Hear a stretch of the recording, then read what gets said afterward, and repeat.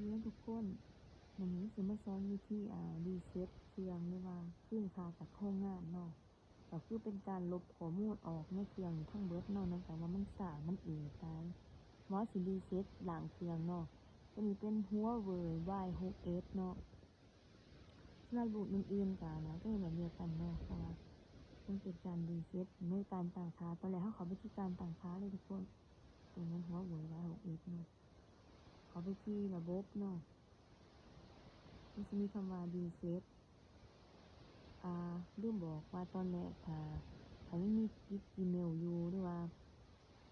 มันชื่ออยู่ให้ไปเอาออกอยู่บนนี้เด้อเพราะว่าถ้าเราบ่ออกน่ะมันสิติดiCloud เป็นแบบ iCloud iPhone นั่นแหละแต่ว่ามันสิติดเป็นแบบ Gmail แต่เป็น iPhone สิเป็นแบบ iCloud ไว้ดีถ้าเขาทำการรีเซ็ตเลยเนาะตอนแรกเขาไปที่ระบบเขาไปที่รีเซ็ต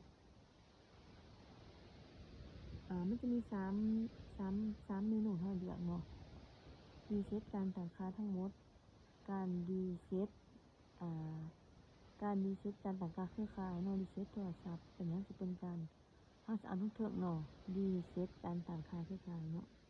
เพราะว่านี่มันจะลบแบบขึ้นเช้างานเบิดลบทุกสิ่งทุกอย่างเบิดนี่มันใส่รหัสหน้าจอของเขาเองเนาะที่เขาปลดเนาะ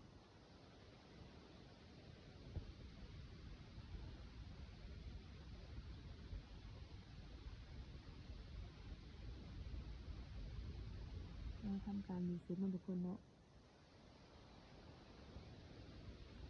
อาจจะใช้เวลาอยู่โดนเติบเพราะว่ามันเป็นการรีเซ็ตมันลบข้อมูลทุกสิ่งทุกอย่างออกเบิดน่ะ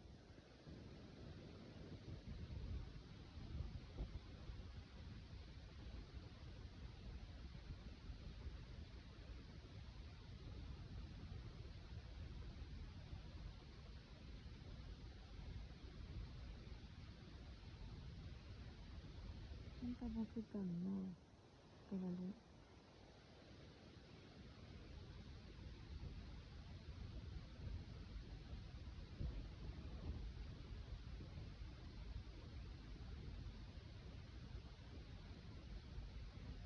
ี่พอเขาเบิ่งมันจะเป็นแบบนั้นแบบนี้เนาะ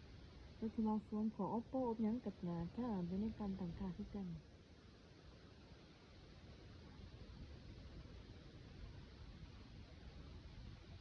ใช้เวลาอยู่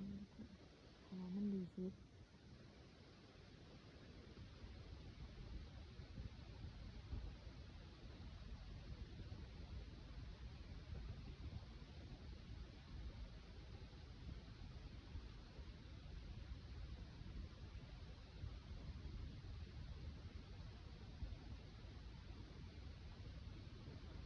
มันจะเป็นการลบข้อมูลเนาะทุกคนเนาะ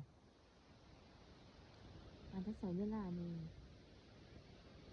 สำหรับคลิปนี้ก็ขอขอบใจทุกคนที่เข้ามาเบิ่งเนาะฝากกดไลค์กดแชร์ให้ทุกคนเด้อเพราะว่าตัวนี้มันรุ่น Huawei Y6s เนาะแต่พอ Oppo ก็น่าจะคือกันแต่ละรุ่นมันน่าจะคือกันหมดเพราะว่าเขาเป็นการตั้งค่าแต่เราก็จะทำการตั้งค่าทุกสิ่งทุกอย่างนั่นเองเพราะว่าเขาสิโดนกฎหมายขอขอบใจทุกคนที่เข้ามาเบิ่งเด้อ